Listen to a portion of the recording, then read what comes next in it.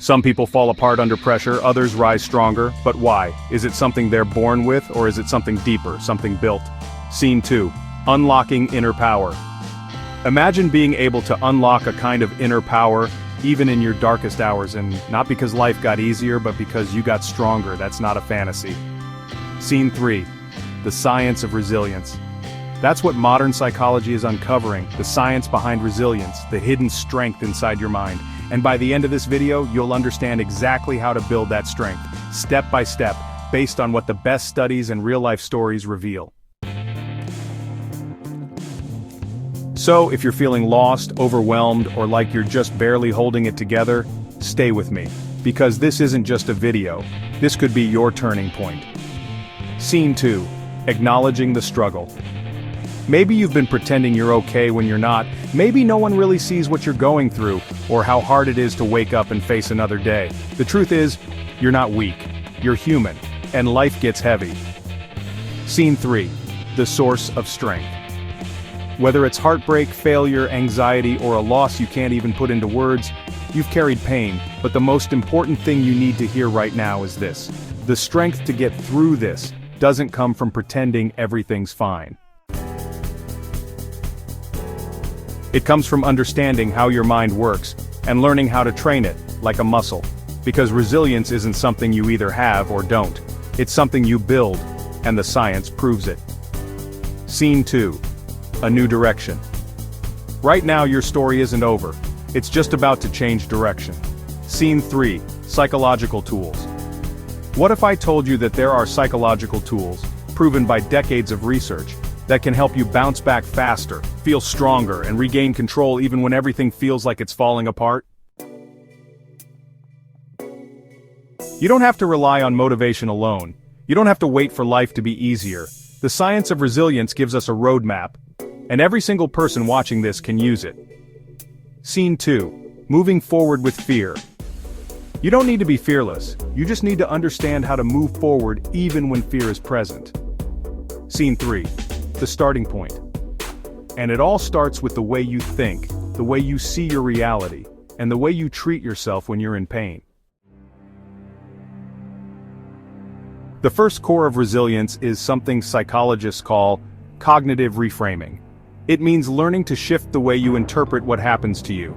Instead of asking, "Why is this happening to me?" you learn to ask, "What is this trying to teach me?" This isn't toxic positivity, it's neuroscience. Your brain filters reality based on the stories you tell yourself. People who are more resilient don't deny their pain, they just assign a different meaning to it. In one study, trauma survivors who practiced reframing were able to reduce stress and recover faster emotionally. One powerful example, a woman who lost her job during a crisis began seeing it not as a failure, but as a forced opportunity to finally pursue the career she'd always dreamed about. That shift, that reframe, was the beginning of her comeback. Next comes something many of us struggle with, self-compassion. We're often taught to be strong by being hard on ourselves, but studies show that being kind to yourself in moments of failure or sadness actually builds more emotional strength. When you judge yourself, your brain perceives it as a threat, increasing stress hormones. But when you practice self-compassion, when you say to yourself, "I'm hurting, but I'm still worthy," your body activates its self-soothing system. This helps your mind stay calm and your decisions stay clear.